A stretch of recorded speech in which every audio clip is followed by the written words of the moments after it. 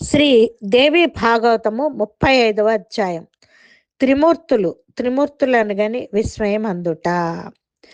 బ్రహ్మ ఇట్లనను, ఆ దివ్య విమానం మనోవేగమున మరొక చోటికి ఎగినది. మాకచట నీరు కనిపించలేదు. అందులకు మేము ఆశ్చర్యము చెందితిమి.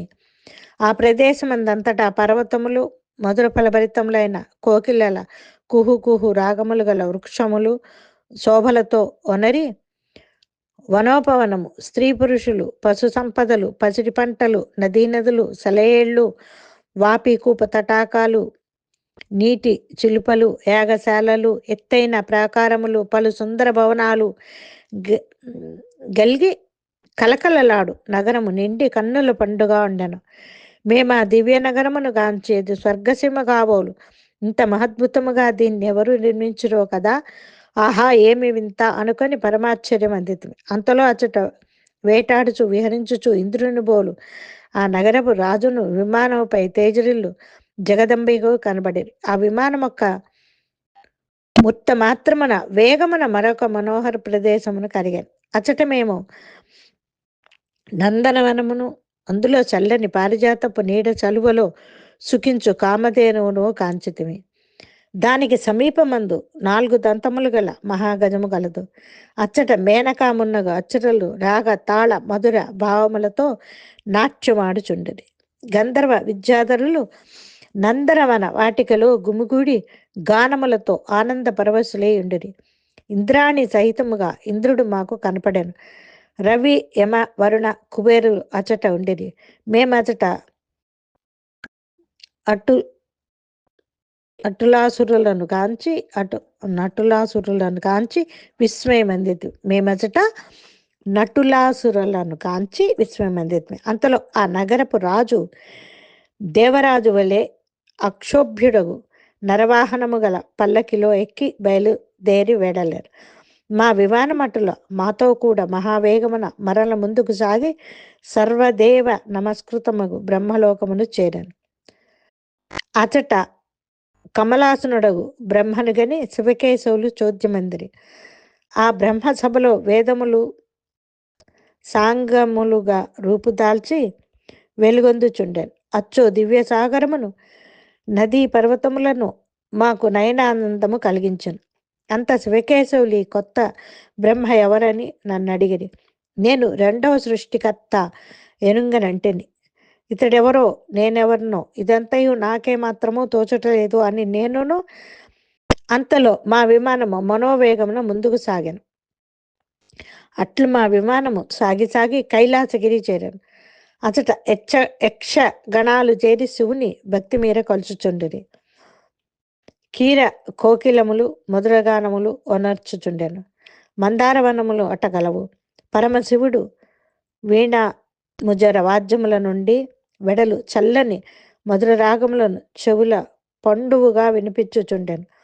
ఆ శివుడు మా విమానము గని కైలాసమును వదిలిపెట్టెను. ఆ రీతిగా నెలతాలుపు పంచాననుడు, దశభుజుడు, ముక్కంటి, వృషవాహనుడు శంభు భగవానుడు కైలాసం నుండి బయటికి వెడలేను. ఆ సాంబ సదాశివుడు మొలయందు పులితోలును, పైన ఏనుగు తోలుత్తరీయమును తాల్చి ఉండెను. ఆ పురాణ దంపతులు కిరుప్రక్కల మహావీరులకు గణపతి కుమారులుండిరి. అట్లు నంది మున్నగు గణశ్రేష్టములు తన కూర్మి తనయుల తన్ను కొలువ శివుడు బయలుదేరాను. ఆ శివగణములు శివుని వెంటజేరి హరహర మహాదేవ శంభోయని నినాదము చేయుచుండెను. అభినవ శంకరుని గాంచి మేము విస్తుపోతుమి. ఆ శివుడు మాతృకలను గూడి ఉండెను. పిదప మా విమానము రాజము క్షణములో గాలివాలన ముందుకు దూసుకొని పోయినది. శ్రీ రమారమణి మందిరమైన వైకుంఠధామము చేరితిమి. అచట మేమెన్నడూను కని విని ఎరుగని పెక్కులు దివ్య విభూతులు కనురారా కాంచితిమి. మేము ఆ రమణీయమైన పురము గాంచి విస్మయానందము అందితిమి. మా విమానము మరికొంత దూరమును కేగను. అచట రాజీవనయను పీతాంబరుడు అగిసే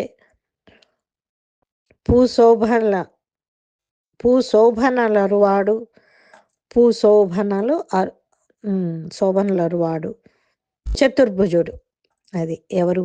రాజీవనయనుడు, పీతాంబరుడు, చతుర్భుజుడు, గరుడవాహనుడు, దివ్య భూషణ భూషితుడు, చామరములు చేతదాల్చి చల్లగా మెల్లగా వీచుచున్న రమాకాంతతో గూడి రాజిల్లువాడునగు హరిని మేము మా భాగ్యము కొలది సందర్శించితిమి. ఆ సనాతుని వైకుంఠమున గని మా ఆశ్చర్యమునకు మేరలేకుండెను. అప్పుడు మా ఆసనములందు కూర్చుండి మేమొకరి మొగాలొకరు ఇంతగా చూచుకొంటిమి. అంతలోనొక పెనుగాలి వాళ్ళున్న మా విమానము మరికొంత ముందుకు సాగాను. అంతలో మేము పలు విధముల జలచరములతో వివెత్తుగా లేచి కెరటములతో డెందము ఉప్పొంగజేయు అమృత సాగరము చూచితిమి. దాని నడుమ మందార పారిజాతాది తరువులు, చిత్ర విచిత్ర వస్తువులు, పెక్కాసనాలు, మేలుజాతి ముత్యముల హారాలు, అశోక వకుల కురవక తరవులు, నలుగడల గుమగుమలాడ్చు కన్నుల పండువును చేయుచున్నవి. మొగలి సంపెంగ మున్నగు పూలి చెట్లు, కోయిల కుహు కుహు రావ మధిరములు, గండు తుమ్మెదల జంకారములు కలిగి తనరారు ఒక్క దీవి కలదు. ఆ దీవి యందు శివాకారమున చెలువందు మంచమొకటి సుమనోహరముగా ఉన్నది. అది నవరత్న కాంతులతో పొదగబడినది. మేము దూరము నుండియే దాని శోభ కన్నుల నుండి తిలకించినవి. దానిపై ఆసనమున పెక్కుగలవు. ఆ పర్యంక మింద్రచాపము భా భా భాతిగా చిత్రశోభలతో అలర్చుండెను. అందొక పరమ లావణ్యవతియగు దివ్యాంగన సుఖాసీనయ ఎప్పార్చుండెను. ఆ జగదేక సుందరి రక్త మాల్యాంబరధర రక్త గంధానులేపన కోట్ల మెరుపు కాంతులతో మిరుమిట్లు గొల్పుచుండెను. ఎర్ర జీరల కనుదమ్ములు గలది, కోట్ల పసిండి ఛాయల మిసిమి వన్నెగలది, రవి బింబములను వెన్నుదన్ను కాంతిగలది, చారు వదన రక్త దంత విరాజిత లావణ్యసీమ. పాశాంకుశములు దాల్చి వరదాభయ ముద్రతో వాత్సల్యము గురియు తల్లి చిరుతనవు వెన్నెలలు కనుగొలంకొల ముని పెదవులు చిందులాడుచున్నది. అపూర్వ సుందరి అయిన శ్రీ త్రిభువనేశ్వరీదేవి విరాజిల్లుచుండెను. ఆ నవవన దివ్యాంగన తన నవ్వు రాజిల్లెడు మోము నుండి దయామృతము గురియుచుండెను. ఆ దేవి చుట్టూను చేరి హ్రీంకార జపనిష్టలో మేనులు మరచిన పక్షి బృందములు దేవిని జపించుచుండెను. ఎల్ల రసరాజము ఆమె సింగారములో చోటు చేసుకున్నవి. ఆమె చిగురు నవ్వుల మోహన కాంతుల ముఖ కమలములతో బలు తమ్మి మొగ్గులను త్రోసి రాదును గబ్బి ఒట్టున గుబ్బలతో నొప్పుచుండెను. పెక్కు మేలైన జాతిమణుల సొమ్ములతో బంగారపు కేయూరాంగద కిరీటాలతో దగదగలాడుచుండెను. ఆమె ముఖ కమలము శ్రీచక్రము విధముగా నున్నది. తాటంక విటంకములతో చెన్నొందుచుండెను. జయహో హృల్లేక శ్రీ భువనేసి అని దేవీ చెల్లెలు ఆమెను స్తుతించుచు దేవీ జప పరాయణులై ఉన్నారు. ఆ దేవి భువనేశ్వరి, మహేశ్వరి, హృల్లేక మొదలుగా గల దేవకన్యలతో కొలువు తీరి ఉండెను. ఆ కొలువులో ననంగ కుసుమాది దేవతలను గలరు. అట్లా దేవి షట్కోణ మధ్యమున నలురు యంత్రరాజమున అలరుచుండెను. మేము ఆ దేవిని దర్శించి ఆమె ఎవరో ఈమె శుభనామమిద్యో తెలియట లేదే అని పరమ విస్మయం అందిద్దు. ఈమె 1000 కనులు దయామృతులహరి, 1000 కేలుదమ్ముల వరదాయిని, 1000 వదనాల సుప్రసాద చంద్రిక అని దూరమందుండియే మాకామె తోచుచుండెను. ఈమె ఎచ్చర గాని గంధర్వ కన్య గాని దేవాంగన గాని కాదు, కానీ పరదైవ మెవరయుండునో అని తెలుసుకొన నేరక మేము సంశయములో కొట్టుమిట్టాడుచుంటిమి. ఇంతలో భగవానుడు రవిజ్ఞాన శక్తితో నా చారుహాసనిని జగదంబగా మది నెరింగి ఇట్టను. ఈ భగవతి దేవియే మనకందరకు తరణభూతురాలు, మహావిద్య, మహామాయ, పరిపూర్ణ, మూల ప్రకృతి, అవ్యయ. ఈమె కొంచెపు బుద్ధుల వారికి మదికెక్కినది యోగగమ్య పరమాత్మని ఇచ్ఛాశక్తి నిత్యానిత్య స్వరూపిణి. ఈమె స్వస్వరూపిణి భాగ్యహీనుల చేత కొలువబడినది విశ్వేశ్వరి, వేదగర్భ విశాలాక్షి, సర్వాది పరమేశ్వరి, సనాతని. ఈ మహాశక్తి ప్రళయ కాలమునందు సకల విశ్వమును వరిమార్చి ఎల్ల జీవుల వాసనలను తనలో విలీనమరుంచుకొని క్రీడించుచుండను.